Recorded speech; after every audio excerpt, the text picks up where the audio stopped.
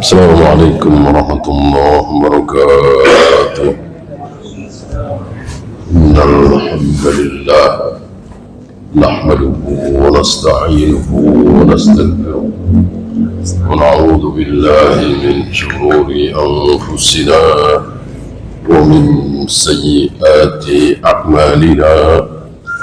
Man yahdihillahu fala mudilla lahu ومن يضلل فلا هادي له أشهد أن لا إله إلا الله وحده لا شريك له وأشهد أن محمدا عبده ورسوله وبعد.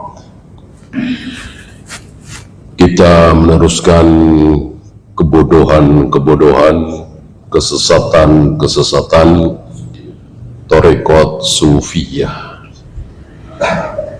Jangankan akidah, jangankan ibadah, pakaian saja salah. Beberapa lembar beliau habiskan hanya untuk membahas kesalahan pakaian orang sufi. Sementara orang-orang awam yang tidak pernah belajar, orang sufi ini kan menyatakan dirinya belajar, hampir semua firqah. Nggak ada firqah yang mengatakan kami nggak tahu agama, kami nggak tahu apa-apa, kami nggak tahu dalil. Nggak ada. Semua firqah mengatakan kami tahu, kami berada dalam kebenaran. Sebagian mereka hafal Al-Quran, sebagian mereka hafal ribuan hadis, tapi sesat. Ada tarekat sufi yang mendunia, mungkin antum pernah dengar di Jawa Timur ya. Ramadan satu, kalau di kita kan semalam satu juz itu sudah, ya sudah alhamdulillah, sudah hebat lah ya. Kalau tidak salah di sana 30 juz semalam ya. Ya pengakuan mereka lah ya, habis sisa sampai menjelang saum ya, atau mungkin mendekati lah. Insya Allah antum tahu siapa mereka, orang-orang yang salah satu dari mereka, kebanyakan dari mereka meninggalkan kewajiban untuk sesuatu yang tidak wajib. Dia tinggalkan anak istrinya yang kelaparan, butuh makan, sementara itu kewajiban dia pergi kadang 40 hari, kadang 4 bulan, kadang seminggu untuk sesuatu yang dia tidak wajib. Ngajak orang sholat ke masjid itu kan bagus sekali, tapi kan tidak wajib. Adapun dia menafkahi anak istri kan wajib ya. Ini betapa pentingnya ilmu fikih, mengetahui mana yang wajib, mana yang tidak wajib. Nah, hanya dengan semangat yang menggebu-gebu tanpa ilmu, jadilah mereka sesat.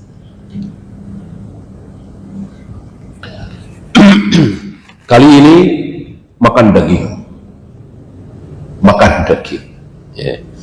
Al-imtina'u an aklil lahmi, mereka melarang ya, mengharamkan untuk dirinya makan daging, bukan untuk kesehatan, bukan karena dalam dirinya ada penyakit, bukan, tapi menganggap bahwa itu sebuah keutamaan. Mereka lupa atau mungkin juga nggak tahu kalau salah satu makanan kesukaan Nabi adalah paha kambing ya. Apa iya kesukaan Nabi itu buruk? Apa iya kesukaan Nabi itu memudaratkan, apalagi dosa? Buat apa Nabi sebagai uswah hasanah? Laqad kana lakum fi Rasulillahi uswatun hasanah. Pada diri Rasulullah Sallallahu Alaihi Wasallam, bagi kalian itu contoh teladan. Ya. Disinilah para dokter Muslim ditantang, ya, diajak untuk membela sabda Nabi, membela kesukaan Nabi. Ketika ada syubhat bahwa daging kambing itu kolesterol, berbahaya, bawa penyakit dan seterusnya, seolah Nabi itu maksum, dijaga dari kesalahan keburukan. Itu cuman akidah, cuman ibadah. Kalau makanan enggak, ya, saya kira ucapan ini berbahaya. Kita yakin bahwa Allah menjaga Nabi itu bukan cuman akidahnya, ibadahnya, akhlaknya, tapi juga makanannya. Artinya makanan yang disukai oleh Nabi, insya Allah makanan itu baik. Dan contohnya sudah banyak yang disepakati, susu misalnya, madu misalnya. Okay. Maka seandainya beliau menyukai satu makanan yang di mata para dokter makanan ini berbahaya, maka dokter-dokter inilah yang harus kita tinjau, kita bahas. Jangan-jangan ada yang salah dari penelitian para dokter itu. Katanya paha kambing berbahaya, kolesterol, yang ini, yang itu. Adapun kita yang yakin bahwa pilihan Nabi adalah yang terbaik, ya tentu tidak perlu membuktikan. Cukup bagi kita mencontoh, gitu ya. Hanya di sini kan ada sesuatu. Ambil contoh misalnya madu. Madu itu minuman yang luar biasa, dipuji oleh Allah dalam Al-Quran, dipuji oleh Nabi SAW, menjadi minuman kesukaan Nabi SAW, menyembuhkan penyakit dan seterusnya. Madu yang sifatnya seperti madu di zaman Nabi. Bagaimana madu di zaman Nabi? Ya mungkin sama dengan madu 100 tahun yang lalu, 200 tahun yang lalu, 300 tahun yang lalu, tapi tidak untuk madu hari ini. Ada perbedaan. Ya. Kalau tidak salah pernah kita bahas bahwa madu di zaman Nabi, madu 1000 tahun yang lalu, madu 900, 800, 700, 500 tahun yang lalu, semuanya adalah mengisap saripati bunga, gitu. Tidak ada yang mengisap apa? Sirup. Tidak ada. Madu di zaman Nabi, di zaman sahabat, tabi'in, sampai zaman Syekhul Islam, insya Allah tidak ada yang mengisap sirup. Sekarang ada nggak madu mengisap sirup? Ya itu masalahnya di situ, ya, masalahnya di situ.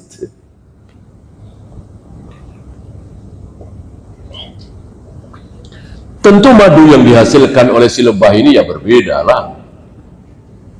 Orang menghisap saripati bunga dan itu sedikit sekali kan, dan tidak setiap hari kan ada bunga. Tentu di musim-musim tertentu. Tiba-tiba ada madu setiap hari produksi. Dari mana itu? Lebahnya dari mana itu? Apa iya tiap hari ada bunga? Di situ. Maka tentu khasiatnya berbeda. Maka sering kita mendengar, saya sudah minum madu, saya sudah banyak mengkonsumsi madu, tapi begini-begini saja. Ternyata madunya tidak seperti yang dimaksud oleh Nabi SAW, atau dicampur.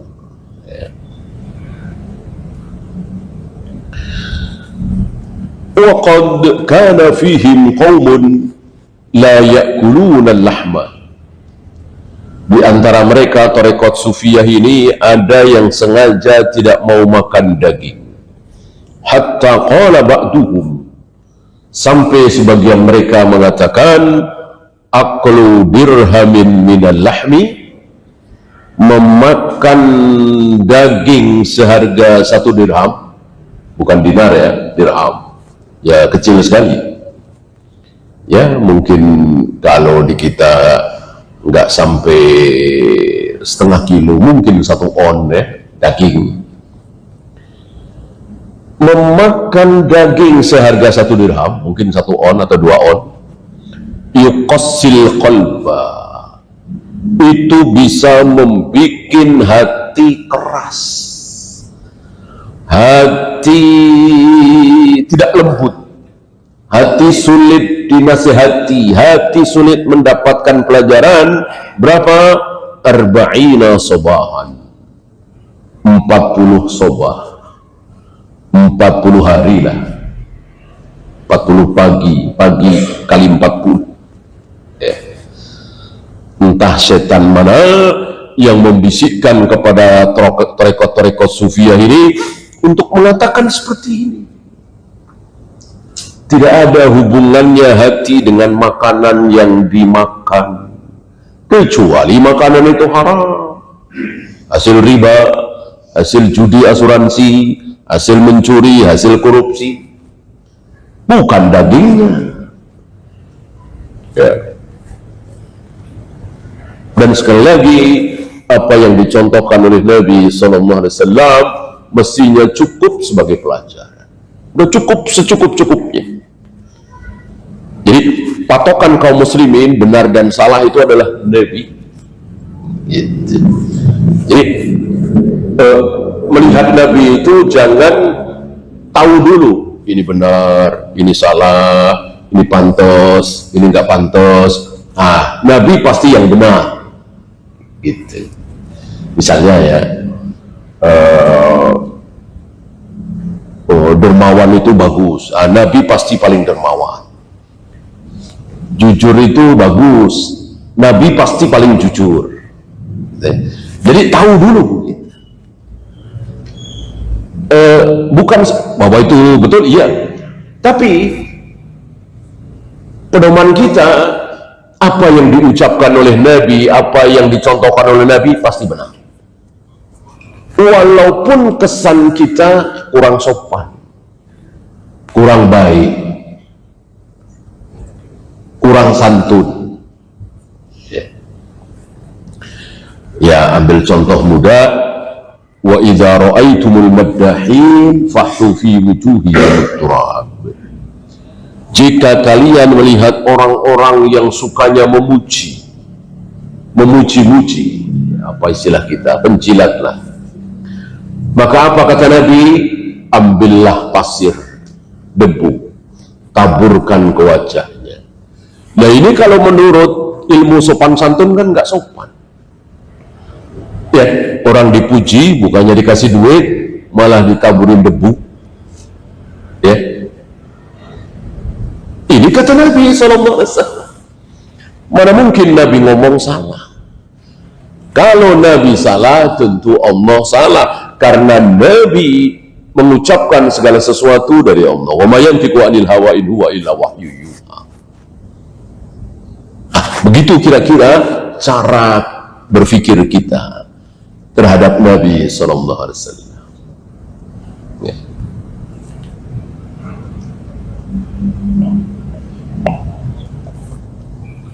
Umirtu an uqatilan nas hatta yakulu la ilaha illallah. Aku disuruh untuk membunuh-bunuhi manusia sampai mereka mengucapkan la ilaha illallah. Tanyakan kepada orang-orang kafir itu, tanyakan kepada orang Amerika, orang Jepang, orang Eropa, benar nggak nih? Ya tentu mereka jawab nggak benar, melanggar HAM. Mosok semua dibunuh semua kecuali yang mengucapkan la ilaha illallah ya. Dan itu yang dilakukan oleh Nabi, diteruskan oleh Abu Bakar, Umar, Utsman, Ali, terus sampai khalifah-khalifah kita mendatangi negeri-negeri kafir, mengajak mereka untuk mengucapkan la ilaha illallah. masuk Islam. Kalau tidak mau, nggak apa-apa, tapi bayar jizyah.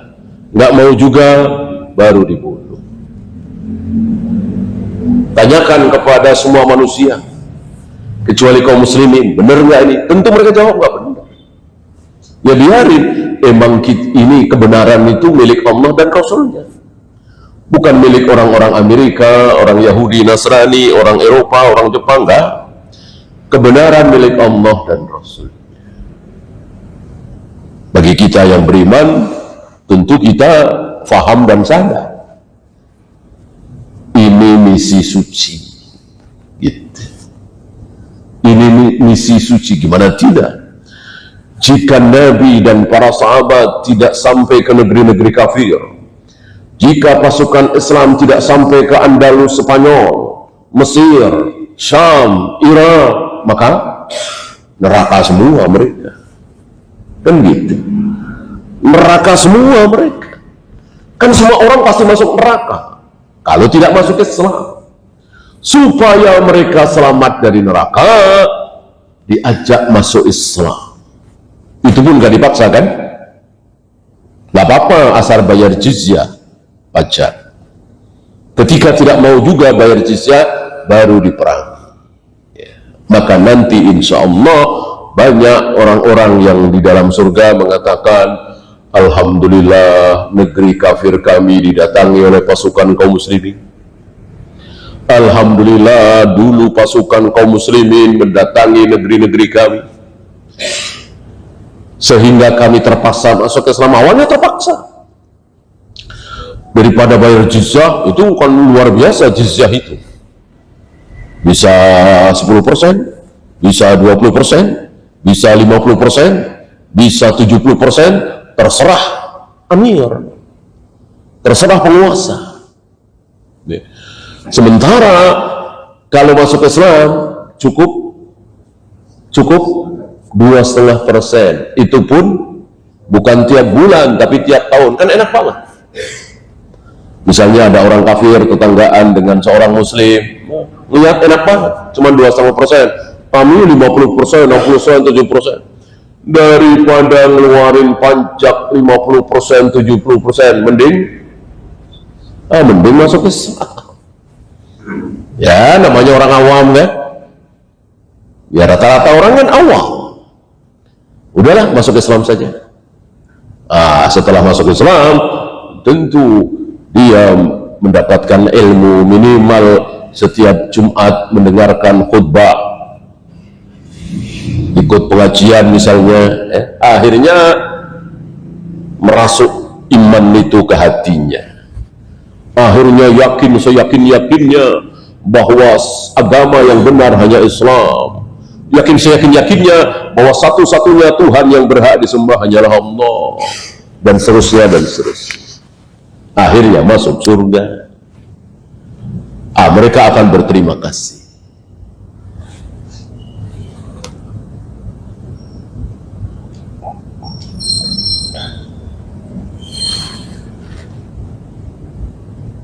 Wa kana fihim man yamtani'u min at-tayyibati kulliha. Dan di antara mereka ada yang menolak seluruh kelezatan. Minuman yang lezat, enggak. Makanan yang lezat, enggak. Wa yahtajju bima warada an Aisyah qalat qala Rasulullah SAW. Mereka mengatakan ini bahwa seluruh keenakan, kelezatan, kenikmatan tolak. Semuanya diharamkan. Mana dalil? Sabda Nabi. Apa kata Nabi? Ahrimu anfusakum tayyibat ta'am. Cegahlah diri kalian dari makanan-makanan yang nikmat, yang lezat. Fa innama qawiya syaitanu ayyajriya fil uruqi biha.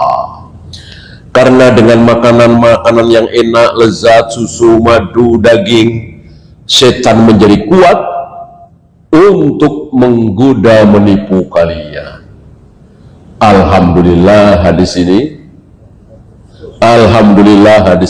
palsu. Alhamdulillah hadis ini palsu. Beliau jelaskan hadza haditsun maudhu'un ala Rasulillah sallallahu alaihi wasallam, ini dari Syali. Ya. Saya ambilkan syarah dari kitab Talbisul Iblis ini, pensyarahnya atau ta'liqnya adalah Syekh Ali Hasan rahimahullah, murid terbaik dari Syekh Albani yang belum lama ini, beberapa tahun ini meninggal. Dia mengatakan hadza haditsun maudhu'un ala Rasulillah sallallahu alaihi wasallam. Ini palsu, mengada-ada atas nama Nabi sallallahu alaihi wasallam. Disebutkan oleh beliau letak kepalsuannya di mana. Ada seseorang yang bernama Zaid, di mana Imam Ahmad mengatakan ahaditsuhu manakir, hadis-hadisnya mungkar semua, aneh semua, la yutabi'uhu 'alaiha ahad, tidak ada satupun ulama hadis yang menerima hadis-hadis dia. Termasuk hadis ini tentu. Sementara bertentangan dengan hadis-hadis sahih. Ayat Al-Quran, kulu washrabu wa la tusrifu, makanlah apa saja, minumlah apa saja, yang penting jangan berlebihan, jangan memakan dan meminum yang haram, walaupun untuk obat, karena yang haram itu racun bukan obat. Seandainya dengan minum darah lalu penyakit paru-paru kita sembuh, mungkinkah? Mungkin. Tapi ada penyakit yang lebih besar yang mengancam di balik itu. Artinya mudaratnya jauh lebih besar daripada manfaatnya. Seandainya dengan minum khamr itu lalu sakit seseorang menjadi sembuh, maka penyakit yang lebih besar sedang menunggu. Seandainya dengan makan babi maka sakit jantungnya sembuh misalnya, maka pasti ada penyakit yang lebih besar yang sedang menunggu setelah makan babi. Oleh karena itu kita tahu dulu ini halal apa haram. Ketika yakin itu haram, maka tidak mungkin itu obat.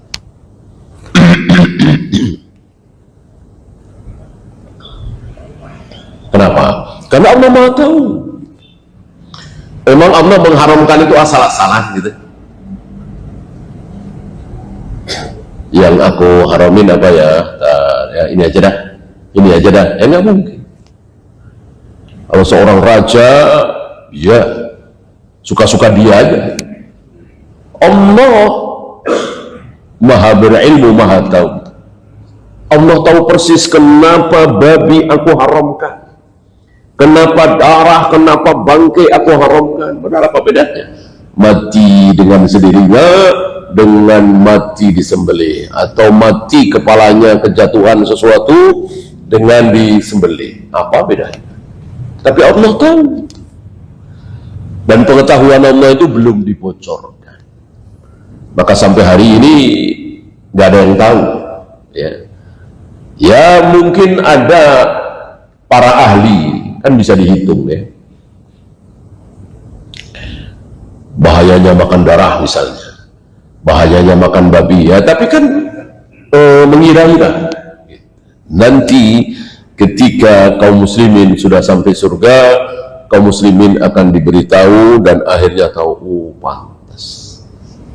pantas dulu nggak boleh makan babi, pantas dulu nggak boleh minum khamr, ternyata begini ya. Pantas dulu tidak boleh makan darah, minum darah, ternyata begini. Dan semua hal yang masih dirahasiakan oleh Allah nanti akan disampaikan di surga. Fa'unabbi'ukum bima kuntum fihi takhtalifun. Apa yang kalian perselisihkan, apa yang kalian pertanyakan, akan kami jawab di surga.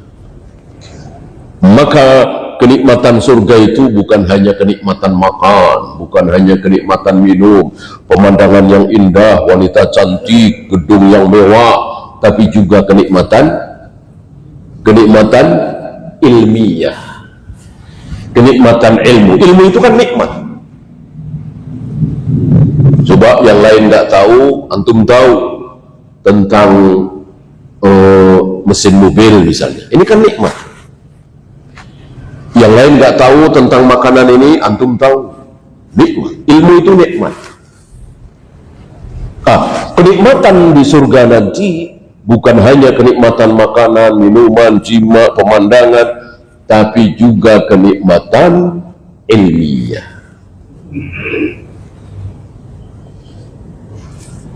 Kan hari ini kita bertanya-tanya,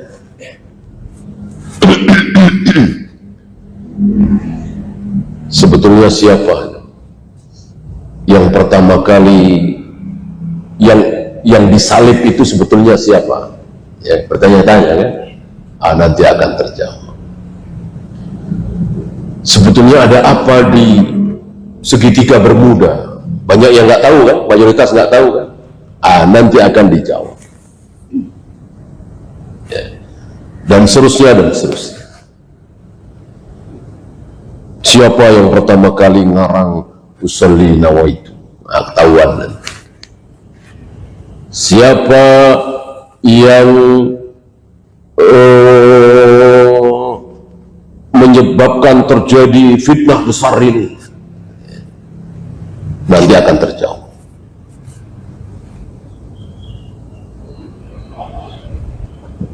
Termasuk siapa pembunuh Utsman sebenarnya, kan nggak ketahuan. Akhirnya jadi perang Siffin, akhirnya terjadi perang Jamal, perang sesama muslim, sahabat dengan sahabat, itu kan diawali terbunuhnya Utsman. Nanti akan terjawab, akan diberitahu oleh Allah. Ini kenikmatan ilmiah Allah berikan nanti di surga.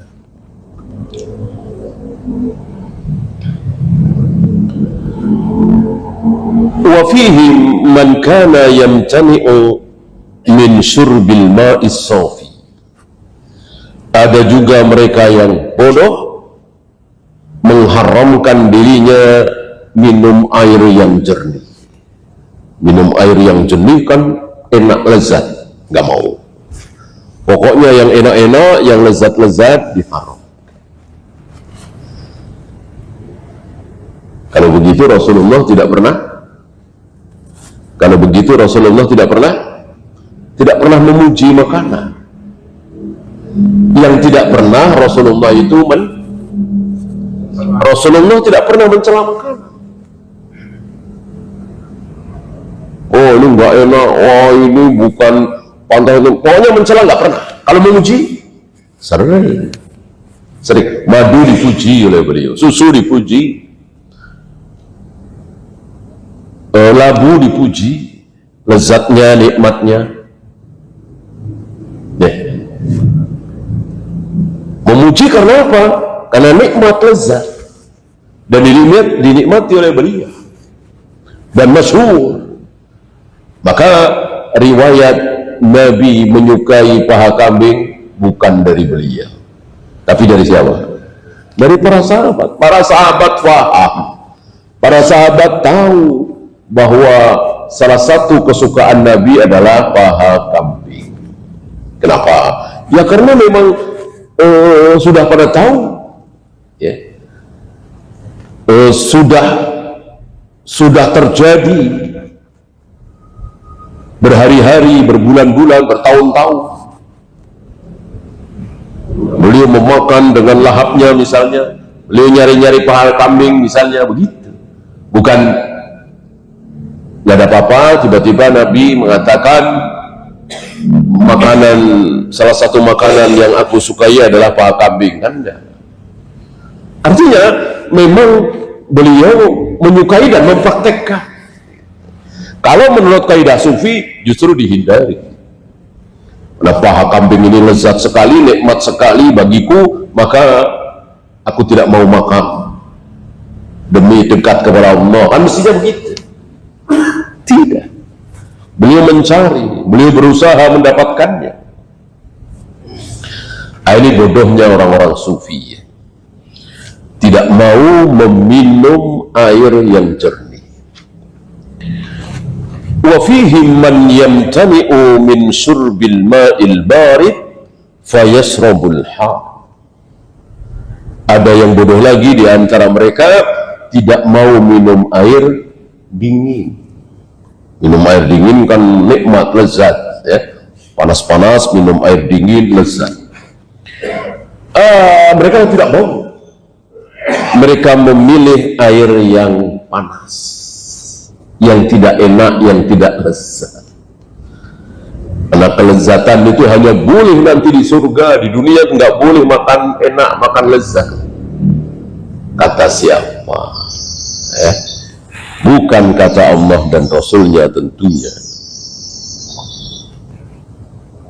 Kecuali haram. Kalau haram walaupun pahit, ya khomer kan katanya nggak ada yang manis kan? Pahit itu. Habis itu pusing, ya kan? Apa enaknya itu? Tapi dasar setan. Seandainya khomer itu lezat, manis, mungkin ya, pahit. Kemudian habis itu habis minum pusing. Tapi kenapa digandrungi, disukai, dicari, bahkan buat rebutan dan mahal? Jawabnya setan. Setan, iblis selalu menipu manusia. Pokoknya semua yang diharamkan oleh Allah dibikin manusia ini senang. Semua yang disukai oleh Allah dibikin oleh iblis, manusia ini nggak suka. Sholat berat, saum berat, sedekah berat, bangun malam berat. Siapa yang bikin berat? Iblis, syaitan. Oleh karena itu ada makhluk yang tidak mempan, tidak bisa digoda oleh setan, oleh iblis, maka makhluk ini selalu taat. Selalu taat, dan ketaatannya sempurna. Yang diingini oleh makhluk ini hanya satu. Makhluk ini jumlahnya triliunan, bukan miliaran lagi, triliunan. Keinginan makhluk yang triliunan ini cuma satu. Apa? Taat kepada Allah. Keinginannya cuma satu, taat kepada Allah, dan ketaatannya sempurna. Saking sempurnanya, maka mereka bisa hidup padahal tidak pernah makan, tidak pernah minum. Karena ketaatannya saking sempurnanya, maka orang yang ketaatannya sempurna diberi kekuatan oleh Allah, kadang ditampakkan. Ambil contoh Nabi kita Muhammad SAW, puasa, yang lainnya berbuka, sudah maghrib, Rasul tidak, meneruskan sampai besok. Berarti ya 24 jam ya, atau 24 jam kali 2, dan puasa apa namanya? Wisam. Dan beliau mengharamkan kepada para sahabat dan kepada seluruh kaum muslimin untuk ikut-ikutan beliau puasa wisam.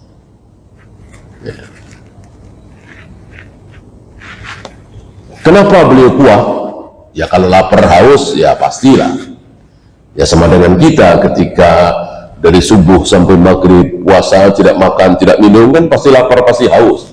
Tapi ya masih bisa ngomong, masih bisa jalan, sebagiannya masih bisa kerja, bahkan saudara-saudara kita yang biasa macul masih bisa macul, cuman mungkin cuman sampai zuhur misalnya ya. Bahkan sebagian kita yang jadi kuli panggul masih kuat kuli panggul, mungkin dikurangi jamnya gitu. Mestinya seandainya ketaatan beliau tidak sempurna, ya mungkin sudah sempoyong, udah nggak kuat bicara, udah tidur terus. Ternyata beliau masih kuat. Kenapa? Ketaatan beliau kepada Allah sempurna, walaupun tentu tidak sesempurna malaikat.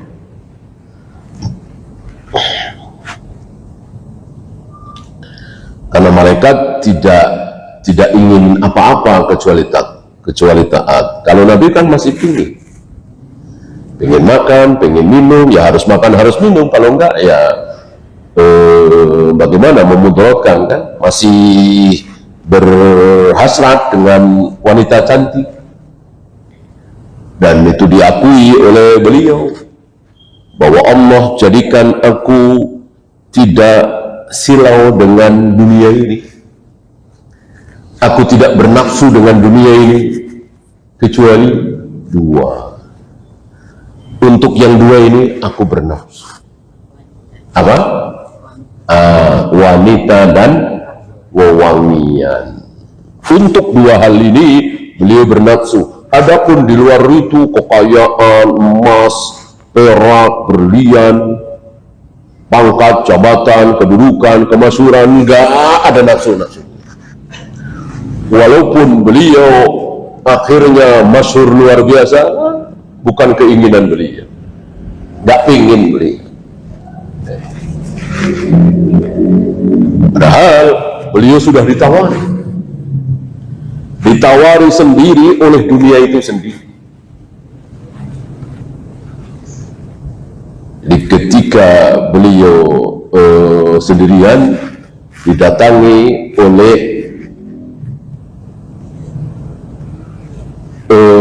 kunci-kunci perbendaharaan dunia, merengek, ingin diraih, ingin diambil, ingin dipeluk. Nabi usir, ilaiki anni, pergi engkau dariku, enyah engkau dariku. Seandainya beliau tidak mengusirnya, seandainya beliau menerimanya, maka beliau akan menjadi raja yang terbesar di muka bumi, mengalahkan Nabi Sulaiman, Fir'aun, Buktanasir, dan seterusnya. Akan menjadi manusia terkaya di muka bumi, mengalahkan siapapun manusia terkaya di muka bumi. Sementara keutamaan beliau tidak berkurang, tetap sebagai nabi terakhir, tetap sebagai asraful anbiya wal mursalin, penghulu para nabi, para rasul, tetap sebagai manusia yang satu-satunya manusia yang syafaatnya diterima kelak di akhirat, syafaatul uzma. Intinya tidak berkurang. Tapi beliau tidak mau. Ya.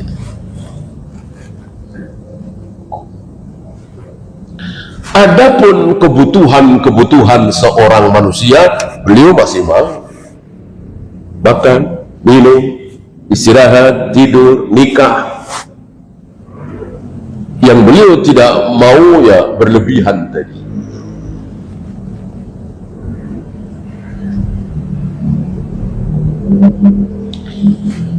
Wa minhum man kana yaj'alu ma'ahu fi dannin madfunin fil ardh.